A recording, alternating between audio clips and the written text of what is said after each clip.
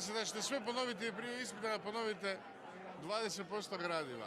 A onda je bilo neko vrijeme da smo se svi igrali u dvorištu, nije bilo kompjutera, svi smo trčali, onaj koji je bolje trčao bio je priznatiji, onaj koji je bio jači bio je priznatiji. I tako, ali lijepo se živjelo. Ne možemo reći da se žive, da se možda skromnije, siromašnije, ali na neki ljudski način. Eto, ja mislim tako. Dobro, hvala vam puno. Evo, možemo i vas pitati malo kako je vama bilo u to doba?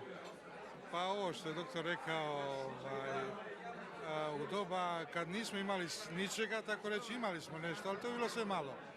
Dilija se onaj kvadrat kruva za marendu, peta salame, u stvari bilo je nešto gušta u tom svemu.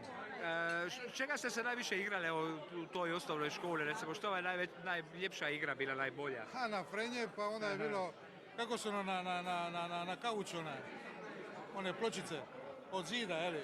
Aha. To u Bagatavi tamo krali one bakelita i onda bi, bacali malo, bankuc, to su nam bile igre. Krali, znali smo točno kad bi di koje trišnje rodile, kad su koje voće dolazilo,